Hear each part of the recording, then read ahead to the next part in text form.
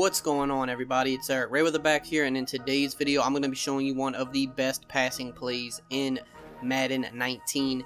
If this is your first time checking out one of my videos and you want to stay up to date on the best Madden 19 tips and gameplay all year long, consider hitting the subscribe button below and make sure to hit the bell icon so that you join the notification squad. So today we are going to look at a play that is, it's just been good for years, quite frankly, and it's very good again this year. We're going to go to the gun bunch and we're going to look at the play verticals. Now, we are in the Patriots playbook, so their version of verticals is a little bit different because they have the running back on this little like speed in route. Most verticals isn't going to have that. This is a little bit better of a version of the play, but the regular version of the play that can be found in like half the playbooks in the game is still very good as well. You can find it in like the Saints playbook, the Packers playbook, pretty much any playbook that has gun bunch is gonna have it. Seahawks playbook, any playbook that has gun bunch will have verticals in it. So if we are running it out of the Patriots playbook, all we have to do is just motion over the B receiver. That's it. Now if you were running this out of any of the other playbooks, you're going to have the running back blocking and you're going to put X on a drag, and this version of the play is still fine. It's just the Patriots version is a little bit better because that running back route is really nice. So you want to motion the B receiver over, you let him set. Now this route here is very nice, especially against cover 3. So if they're running regular cover 3s, like with the purple zones, if they're not changing, they're just running like purple zones, cover 3 blitzes, regular cover 3, doesn't matter. A lot of people like to run cover 3 style blitzes, like the crossfire blitz, or they like to just run stock. For stock coverage, they like to run cover 3. You can literally just quick pass this wheel route to B every time. It's the easiest quick pass in the game. You're going to pick up a first down every single time. You don't have to do no pass lead. All you do is just hold down his icon right when he's making his cut up the field. You see it immediately when it's wide open. You see it immediately, and it's going to be 10 yards every time. Sometimes you might have an opportunity to like catch it and do a quick juke and then fake the defender out and get even more yards, but it's not even a hard read. It's clear as day. You're going to see when it's a cover 3 with purples, that whole side of the field is just going to be wide open. The DB is going to immediately just start backpedaling, and you see, I mean, it's the easiest quick pass in the game. Now, what if they were to do a cover 3 with like cloud flats, for example? Now, this is what happens when they have cloud flats. You'll notice the difference. That cloud flat's going to immediately shoot to the outside to guard the B receiver. You're going to notice an immediate difference, but when that happens, I threw to the wrong guy there. I meant to throw to Gronkowski. Gronkowski's going to be wide open when this happens, though. That was my mistake. So again, cloud flash, you'll notice the difference. He's going to immediately shoot out to the B receiver, Josh Gordon, but you're going to see you have the same quick pass right here to Gronkowski. It's literally the same thing. You're going to get the same amount of yards on it. It's clear as day which one's open. It just depends on what style of cover 3 they choose to play. You notice it immediately. I mean, it's the easiest. It's the 2 easiest quick passes in the game. You can't get sacked. They're just too quick. So that is 2 really good things about this play versus cover 3. Now, you also, of course, have the running back dipping underneath. If you're playing the regular style, this would be the drag route, but you see, you could catch that underneath. If they're not doing any type of underneath coverage, you're going to take that underneath for 7+ yards. Now, we'll run cover 3 again, and we'll run this the other way. We'll have the running back blocked, and we'll have the X receiver on a drag. If you're running it out of other playbooks, it's the same thing. It's going to come over the middle. You take it, you go up the field with it. You can see you've got about 12 yards. Actually, a little bit more because we got a good animation, but about 11 to 12 yards before contact was made. Very simple. I mean, this play has multiple different ways that it can beat cover 3. Then you have the crossing route. Now, the crossing route, you're usually going to have a nice little pocket. You definitely usually going to have to climb the pocket a little bit with the quarterback because sometimes, not so much in a regular game, but in practice mode, blockers don't really provide you a lot of time to hit that crossing route. In game, you typically will have a little bit more time, but you have to climb the pocket. We'll just go to the replay, kind of show you what I did here. So, like, let's just say they were like usering down low, and they kind of, you kind of hesitated maybe, and you just weren't sure about the underneath reads. Well, you see, I kind of just climbed the pocket, and then as soon as that crossing route gets right there, you're gonna have a nice little pocket to hit him in, and you're gonna get the most yards with this route. But it does take obviously a little bit longer to develop, and it's a little bit more of an advanced throw because you have to kind of thread the needle, but it will be there. Now we'll look at cover 2. So standard cover 2s, Gronkowski is going to get wide open down the seam, just absolutely wide open. He's going to come out. See, again, we're climbing the pocket. We pass lead this inside, and then we rack catch it, and you see huge gain down the middle.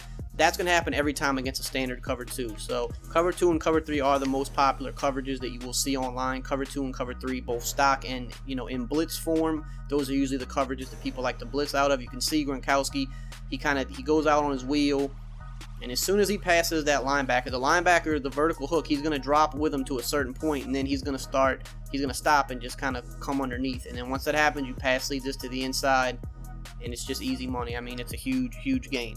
Now, again, if you're still going to have the underneath stuff as well, so the running back or the drag from the X receiver, depending on which version you're running, you're going to have this underneath. Again, you go up the field, 5 yards. So against a cover 3, it opens up a little bit more. Cover 2, it's going to be a little bit shorter of a game because you have more yellow zones over the middle, which is fine. It's still an easy 5+ yard dump down. Now, if they're playing cover 2 with the middle linebacker and deep blue, that's something you'll run into if you play a little bit more advanced players. That's going to take away the Gronkowski route for sure. That's going to make that harder to throw, but it's going to actually open up this route more. We're going to be able to usually get, we got about 6 there. Usually you'll get a little bit more than that out of that, because now we only have 2 hook zones over the middle of the field, and it's a little bit harder for them to be able to clamp down on this running back route. So as you can see, we can take that up the field. You see we got about 10 yards, about 9 yards before contact. We fell forward for like an extra yard and a half. Now, you also are going to be able to hit the crossing route once again. It's going to be a tight window. Like I said, this part of the play is a little bit more advanced because you have to really be able to like thread this needle, and that's just a ridiculous animation by the linebacker there that he should not be getting under any circumstances. But we'll run it again. Like, I mean, as you can see, the guy was open, but that's just, there's nothing you can do when they get like those like superhuman type animations. But you see here, we're open, try to make a juke, but I mean, Hogan's not really the best juker, so we couldn't do much there. But you see, you can get a nice game with that route as well. Now, if they go man, I don't love this play versus man, but there are some things. So, of course, if you're running this version of the play, this running back route's going to toast man. But, of course, a lot of times you have to think, you know, a user defender might be low and try to pick this up. If they don't, I mean, this is probably the, you know, easiest man beater in the game. No man can't cover that route. And of course, if you have a fast receiver at the X spot and you put a drag there, he's going to usually do a good job at beating man as well. But one thing that you can do against man coverage with this play, with this wheel route will typically get behind his defender for a quick pass. Now, keep in mind, you want decent speed here. Gordon's 92 speed, so that's pretty good. 92 plus. Darby, I believe, is 93 speed, and he has decent man coverage. So he's not like, he's a an above average corner. He's not amazing.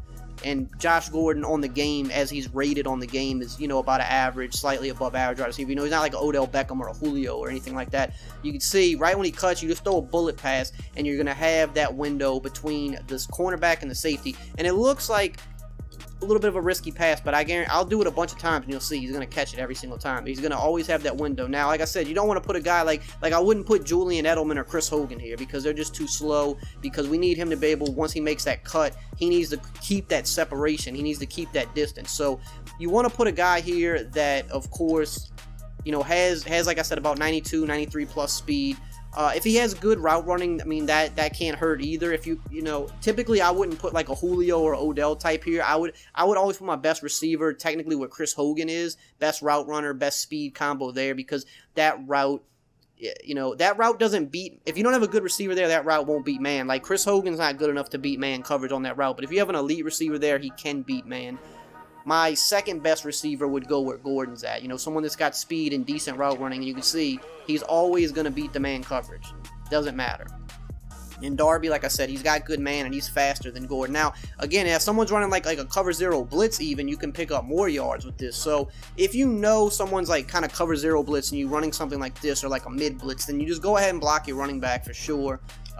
Make sure this guy's on his drag just as like a dump down option. But what's going to happen here is you're going to actually lob this up and get more yardage out of it because there's no one over the top. It's a cover zero. And that's basically what's going to happen every time. The cornerback's going to usually be close unless, if you have like Tyreek Hill there or something, he's just going to blow by him and score a touchdown. But the cornerback's going to be close just like that, but he's never going to really be able to get his hands on the ball. If you go for the rat catch, you're going to get that like kind of basket catch animation every time and you're going to pick up big yards. Now, just one more thing before we get out of here. So I want to just show cover 6 because cover 6 is still like broken in the game. They still haven't fixed cover 6 yet. So if someone tries to get cute and like run a cover 6 on you versus this play, because sometimes, you know, there are people that try to get a little bit cuter, mix up coverages. Well, what's going to happen is you're going to get a 1-play touchdown to Gronk, because that safety is going to bail out.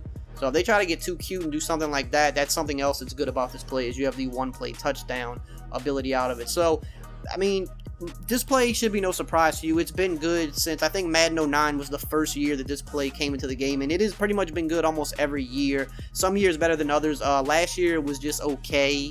Madden 17, it was really good. I think this year it's more closer on the level that it was in Madden 17 than it was in 18, which is a pretty good play. And bunch, of course, is still one of the best formations in the game. I don't think it ever won't be, just because there's just too many things you can do out of it. So I would definitely get this in your game plan. If you have a custom playbook, you should have no problem adding this there. If not, you have a version of this play in, you know, at least half the playbooks in the game, so it shouldn't be a problem for you to get this in your game plan. So I hope you enjoyed this video and found it helpful. If you did, as always, just drop a like, comment, subscribe, and I will see you guys next time.